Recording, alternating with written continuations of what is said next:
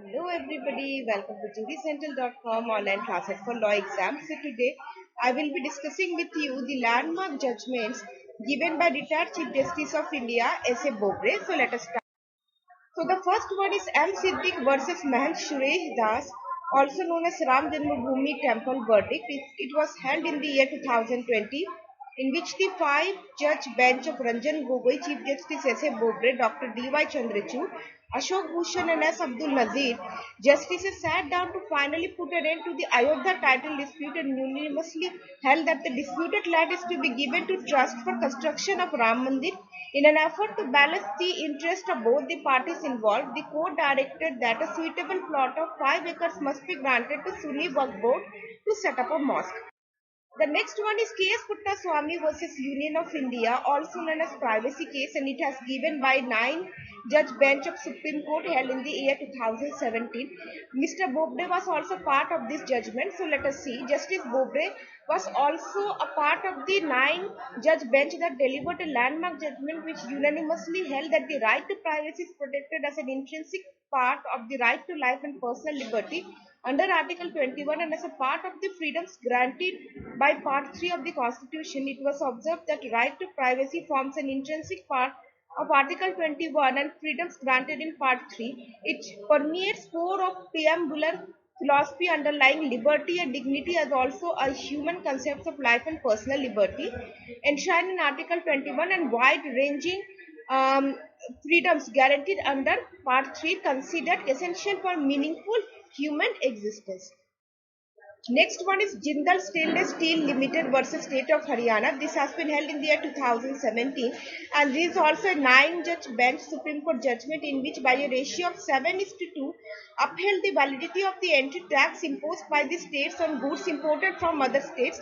It was held that taxes simpliciter are not within the contemplation of Part 13 of the Constitution of India, and that the word free used in Article 301 doesn't mean free from taxation. Justice Bobde gave the majority opinion that held that states are well within their right to design their fiscal legislations and ensure that the tax burden on goods imported from other states and goods produced within the state fall equally. Then the next one is Krishna Kumar Singh versus State of Bihar. So all of the judgments which I am discussing with you today are all landmark judgments and have been given by or Mr. Justice S.A. Bobde have been part of this judgment. So in this case, it has been by stating that repromulgation of ordinances is a fraud on the constitution and a subversion of democratic legislative processes.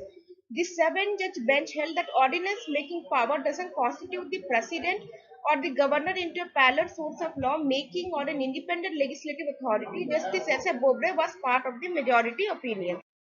Then the next one is Muthura Malingam versus State. This has been held in the year 2016, in which deciding an interesting question of law as to whether consecutive life sentences can be awarded to a convict on being found guilty of a series of murders for which he has been tried in a single trial.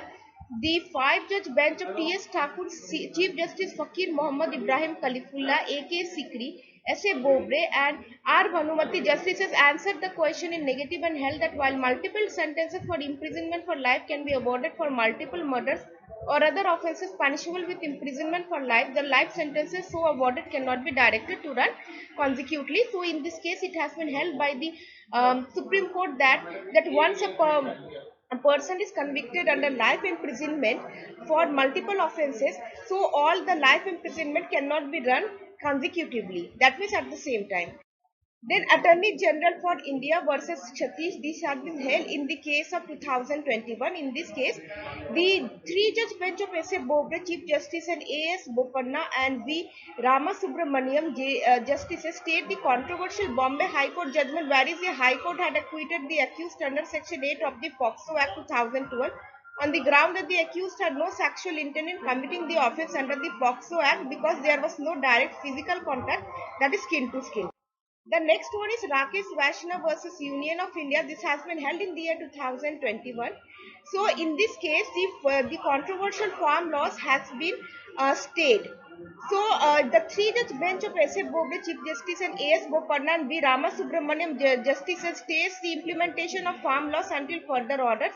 So three categories of petitions have been filed before the court, all revolving around the validity or otherwise of three farm laws, namely. So there are three farm laws, Farmers Produce Trade and Commerce Promotion and Facilitation Act 2020, Essential Commodities Amendment Act 2020, and Farmers Empowerment and Protection Agreement Assurance and Farm Services Act 2020.